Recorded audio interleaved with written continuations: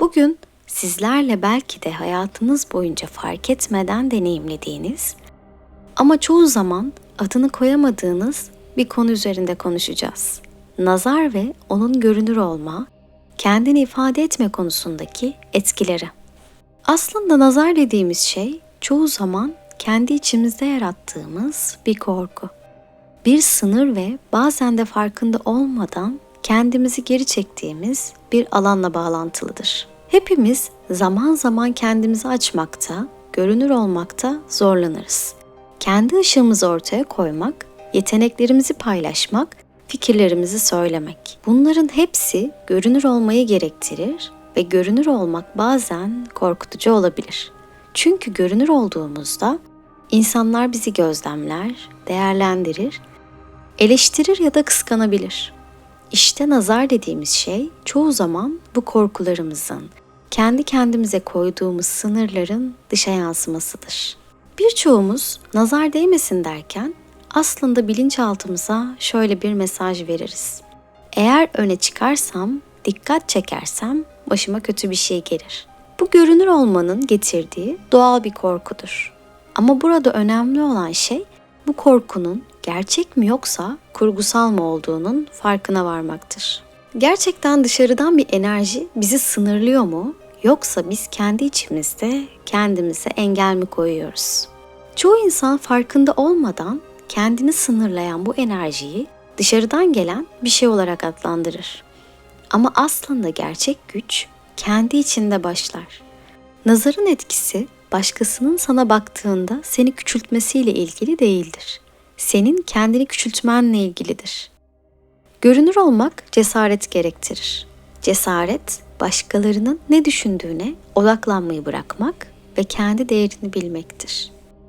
Fakat çoğumuz farkında olmadan kendimizi başkalarının gözleriyle ölçeriz. Acaba beğenecekler mi? Acaba yanlış anlaşılır mıyım? Bu sorular zihnimizde yankılandıkça kendimizi görünmez kılma eğilimimiz artar. İşte bu noktada nazar sembolik olarak devreye girer. O bize aslında kendi sınırlarımızı hatırlatan bir işarettir. Ama şunu bilmeliyiz ki sınırlarımızı fark etmek ve onları dönüştürmek bizim elimizdedir. Nazar sandığımız şey bir kehanet gibi bizi felç eden bir güç değildir. O sadece kendimize koyduğumuz sınırları fark etmemiz için bize bir işarettir. Ve işaretleri gördüğümüzde onları değiştirme fırsatımız vardır. Peki bunu nasıl yapabiliriz?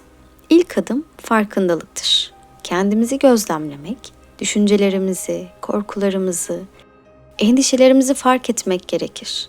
Neden öne çıkamıyorum sorusunu sormak aslında kendi iç dünyamızda bir kapı açar. Bu sorunun cevabı çoğu zaman geçmiş deneyimlerimizde, çocuklukta veya toplumun bize öğrettiklerinde saklıdır.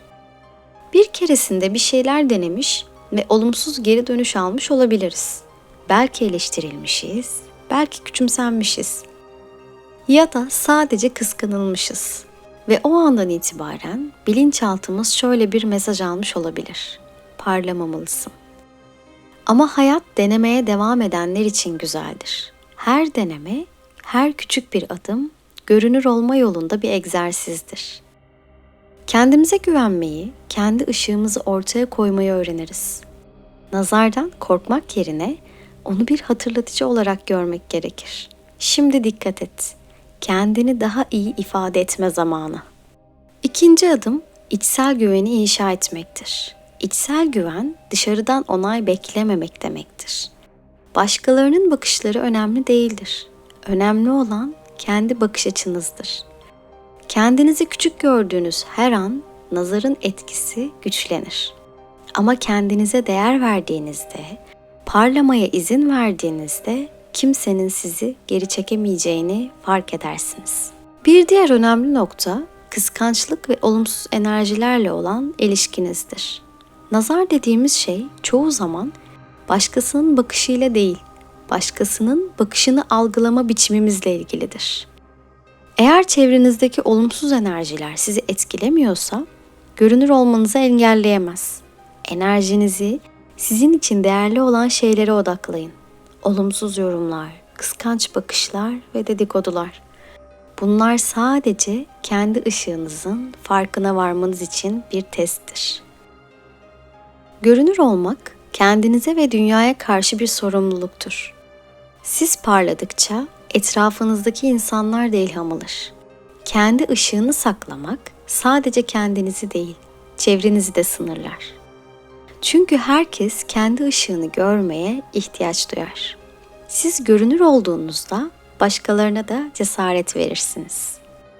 Şimdi size birkaç basit ama etkili stratejiden bahsedeceğim. Öncelikle kendinizi ifade etmenin küçük yollarını bulun. Küçük adımlar, büyük değişimlerin başlangıcıdır. Örneğin bir yazı yazmak, bir fikir paylaşmak, yeteneğinizi göstermek. Bu küçük eylemler görünür olma kaslarınızı güçlendirir. İkinci olarak kendinize her gün olumlamalar yapın.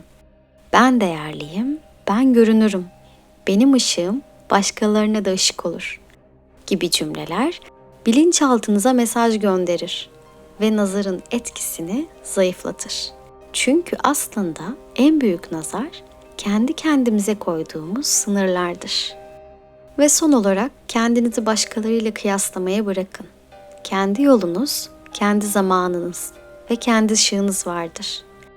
Başkalarının gözünde parlamak ya da küçülmek değil, kendi gözünüzde ne kadar parlak olduğunuz önemlidir. Sevgili dostlar, unutmayın ki nazar sandığınız şey sizin parlamanızı engelleyen bir güç değil, sadece farkındalığınızı arttıran bir işarettir. Kendi ışığınıza sahip çıkın, kendinizi görünür kılın ve korkularınızın sizi sınırlamasına izin vermeyin. Herkesin parlamaya ihtiyacı var ve siz de bu dünyada kendi ışığınızla fark yaratabilirsiniz. Görünür olmanın yolu cesaretle başlar, farkındalıkla devam eder ve içsel güvenle güçlenir. Siz kendi ışığınızı kabul ettiğinizde nazar dediğiniz o görünmez engel anlamını yitirir. Parlamaya izin verin. Çünkü bu dünya sizin ışığınıza ihtiyaç duyuyor. Unutmayın, görünür olmayı öğrenmek hayatın sunduğu en büyük hediyelerden biridir. Kendi değerinizin farkına varın, kendi ışığınızı saklamayın. Nazarı değil, kendi gücünüzü ön plana çıkarın. Çünkü siz görünür oldukça hayat sizinle dans eder ve çevreniz de parlamaya başlar. Sevgili dinleyici, bugün burada seninle bu farkındalığı paylaştım. Nazarı bir korku unsuru olarak görmek yerine kendi sınırlarınızı fark etme ve aşma fırsatı olarak görmek, görünür olmanın anahtarıdır. Kendinize izin verin, parlayın ve dünyaya ışığınızı sunun. Peki ya siz?